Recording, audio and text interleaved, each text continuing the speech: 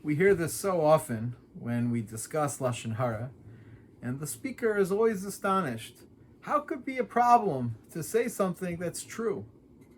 The topic of Lashon Hara is important all year round, but it's especially important this week as we approach another Tisha B'Av, another year of Galus, and we know that the Talmud tells us that the reason we're still in exile, the reason we haven't been brought back together, is because of sinas chinam, is because of baseless hatred. And the Chafetz Chaim, in the introduction to his Sefer on Lashon Hara, tells us that that essentially is Lashon Hara. Lashon Hara is what's referred to here when we talk about baseless hatred, and it's Lashon Hara that's keeping us in exile, that's keeping the redemption from taking place. And it makes it all the more urgent to understand what could be so terrible if I'm saying something that's true. If that's what we're taught, that Lashon Hara refers to bad information that's true, so what's so terrible about saying it? And what makes it even harder to understand is that there's a prohibition not only of speaking Lashon Hara, but of being makabel, of receiving, of accepting Lashon Hara. And if indeed Lashon Hara is true, that makes it even harder to understand. It's one thing to tell me I'm not allowed to say things that are bad even if they're true. But if somebody else says it, I can't believe it. You're telling me not to believe the truth? I should be willfully ignorant? How do we understand this crucial prohibition, which is so central in our lives that it's keeping us in galus, and we can't even relate to what it's asking of us?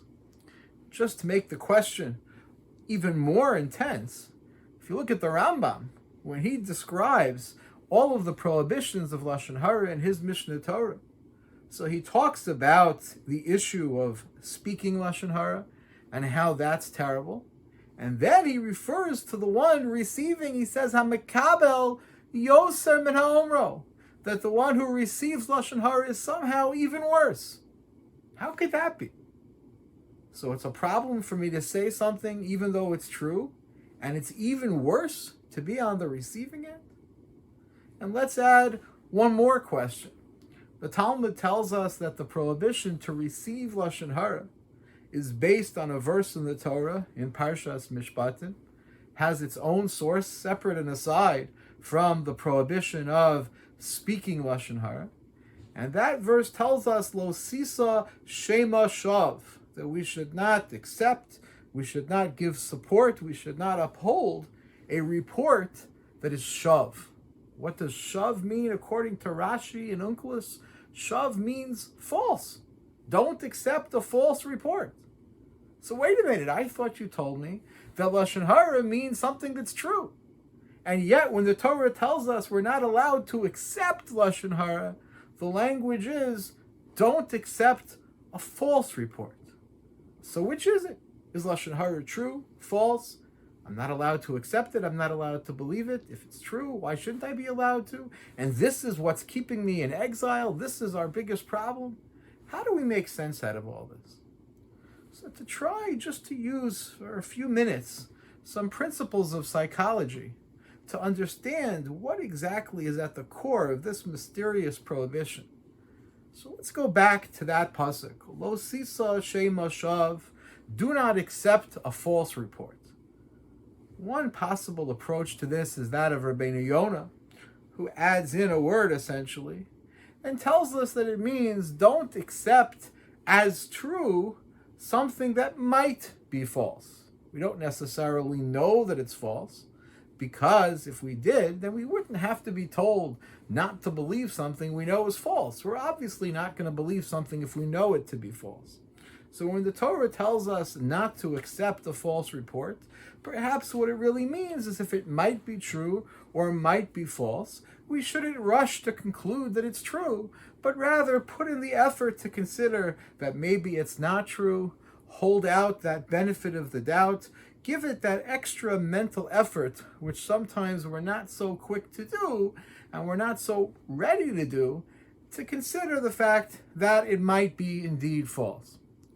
But perhaps there's more here when considering the mental effort that may actually explain the central prohibition of speaking Lashon Hara in the first place. Indeed, the question we started with, if it's true, what's so terrible about saying something that's true? Why shouldn't we be allowed to say something that is correct?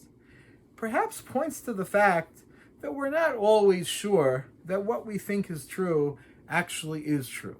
And perhaps we're honest people. We would never knowingly lie. But so often we say things that aren't actually correct. And that's because the way our minds work, we have many biases. We have many cognitive inclinations that push us in a direction that's not necessarily towards the truth. And often it's easier, it's the more convenient way to think, but it's not necessarily fair, and it's not necessarily true. What I'm saying may be factual, may not be an overt lie, but at the same time, the picture that it's painting isn't necessarily the truth, and that can be for any number of reasons. It might be an incomplete truth. It might be a subjective truth, perhaps my opinion that doesn't necessarily have any basis in reality. Or maybe it is indeed a distortion. Maybe it is a cognitive bias that is pushing me to see things in a skewed light. And there are so many of these biases, too many for us to talk about in this short discussion, but just to mention one or two, there is, for example, a well-known bias called the confirmation bias. And that refers to the inclination that we have to stick with our first impression. It's also an example of perhaps mental laziness. We don't necessarily want to work hard. And once we've already started to form an impression, we don't want to say that we're wrong. We don't want to revise our initial way of seeing things. And therefore, we have this tendency to stick with how we first painted the picture. And every piece of information, even if it's neutral, somehow fits into the model that we've already started to create. And that confirmation bias leads us to believe even more intensely whatever we first thought, whether or not that's correct. And so, for example, there are notions such as the halo effect, where if I see someone as angelic, as having a halo, I tend to interpret every new piece of information in that light.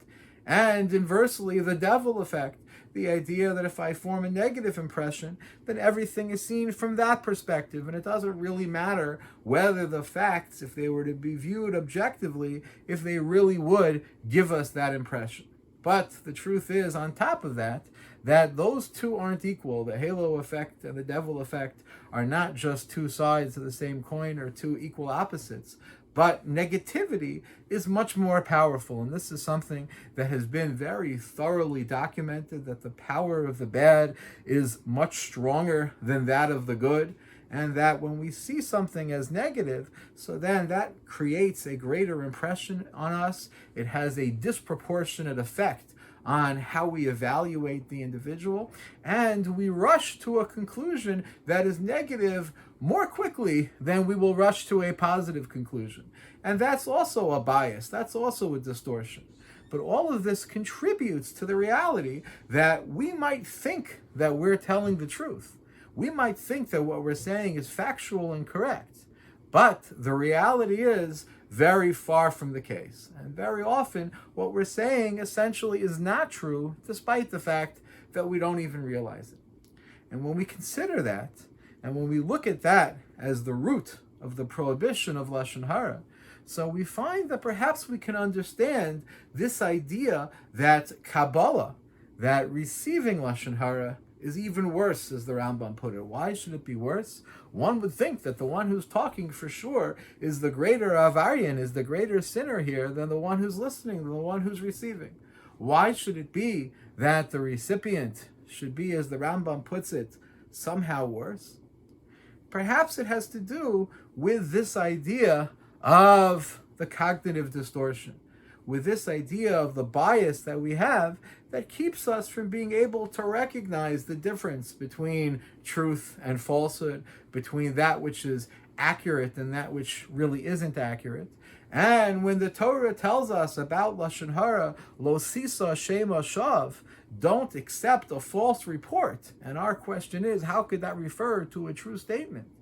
Maybe it reflects the fact that even if what the speaker is saying is factual, even if what he's saying is true, by the time it reaches our ears, it's no longer the truth.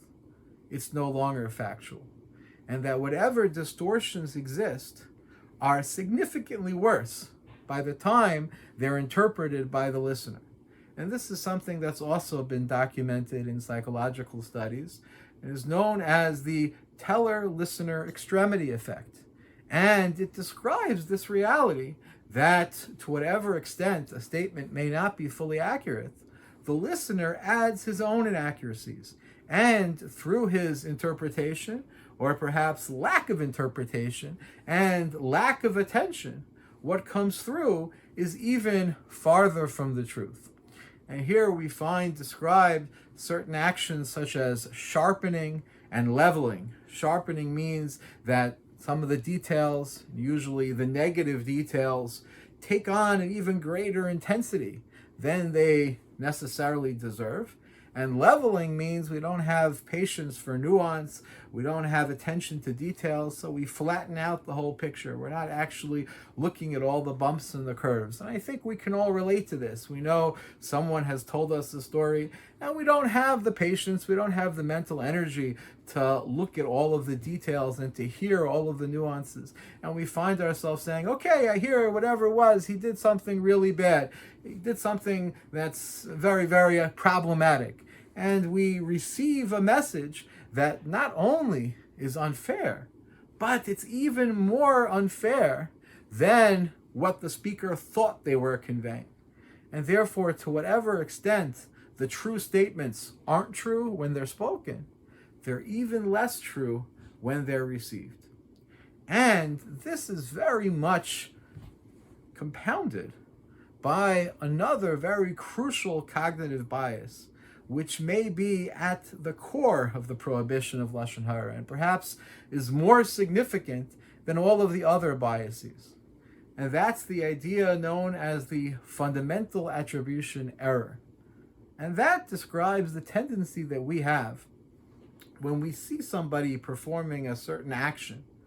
So we tend to think that this reflects what they're all about. It's not circumstantial. It's not that, okay, this happened because of a certain set of facts that pushed in this direction. No, this tells us everything we need to know. And that's an attitude that we tend to take when it's someone else who is performing the action. We think then that it tells us everything we need to know about them. And we don't see ourselves that way. It's only in how we judge others. So if I see somebody else push in front of the line, that guy's a jerk. That guy has no manners. That guy doesn't know how to deal with people. But I did the same thing yesterday. Well, I was in a rush and I had a bad day and I had something very important to take care of and it was an emergency. That doesn't say anything about me. Those are circumstances. So this instinct to look at others, see what they're doing, and see that as representative of their whole personality, when we don't do that to ourselves, that's called the fundamental attribution error. And perhaps that is as much of a reason as anything else why Lashon Hara is so problematic. Because even if what someone is telling you is true, we have a natural tendency to overinterpret and to assume it tells us something fundamental about who that person is, when perhaps it's not really so relevant. And perhaps it's only a simple circumstance that brought that about. It doesn't really tell us who that person is. And this compounds with the negativity effect. The fundamental attribution error not only pushes us to overinterpret an action or an episode, but especially when it's a negative one, especially when the picture that it may paint is a bad picture, all the more so we're inclined to think, okay, now I know everything I need to know. And the greater that inclination is, the more trouble it gets us into. There's a recent book called The Power of Bad, written by Dr. John Tierney and Dr. Roy Baumeister, where they talk about this phenomenon of the negativity effect. And they document there through studies that those who are more inclined to the fundamental attribution error with the negativity effect, those are the individuals who are more likely to find themselves in broken relationships, to find themselves in misery, to find themselves separated from others because of that instinct to look at a certain episode and say, this tells me everything I need to know. And it's the mindset that says, oh, if he was really a nice guy, so then he would have done such and such. Or if she really loves me, she wouldn't do this. And it's not necessarily true. It could be that the person is indeed very nice, and for whatever other reason, he's not going to do what you should think he would do. Or maybe she really does love you, and yet this isn't the way that she chooses to express it. You know, we all have a lot of gratitude to Eliezer, the servant of Avraham, who found a shidduch for our great-great-great-great-grandparents. He found a shidduch for Yitzchak. He looked for the perfect woman, and he found Rivka. And he was looking for somebody who was kind. He was looking for somebody who was a balas chesed. So he devised a test to see who would offer water to him and to his camels. And through that test, he would find who is a kind person. And indeed, he was tremendously successful. And he found a wonderful shidduch for our great-great-great-grandfather Yitzchak. And yet, the Talmud tells us that what he did was irresponsible. And that wasn't the way to go about it. And in one place, the Talmud compares it to a superstitious action. How could that be? Seems very logical. It wasn't superstitious. He was looking for somebody kind, so he devised a test to find who is going to be kind. Perhaps it reflects this idea also, that to assume that you can set up a system and that any action can tell you everything you need to know about a person's attributes, it's very dangerous. In that case, it was a positive attribute. So often it's a negative attribute. And to think that we can figure out what a person's about, looking at any one action, looking at any one event, very often it's that kind of thinking that gets us in so much trouble. And this is one of the cognitive biases that could really, on its own, explain the prohibition of speaking Lashon Hara and the prohibition of accepting Lashon Hara as well. So what do we do about it? Well, you might think, okay, if we know about this, if we understand these tendencies, so then we can work against them. We can try to correct for them. And it's true to some extent that does work, but it's not a perfect plan because these biases can be overwhelming. And studies have shown that we're often blind to our own biases, which has sometimes been termed the bias, or as we might call it, especially this week, the bias sheni. The reality that we're not necessarily able to understand our own biases and our own distortions, even when we're aware of them. Yes, everyone else has that problem, but that's not affecting me right now. So then what is the solution? So how do we work against these tendencies? So perhaps that's where we have to look to our fundamental directive of v'ahavta l'reacha kamocha, of Vayichan ki'isha echad b'lev echad, of seeing us all as one entity, and of loving the other as we do ourselves.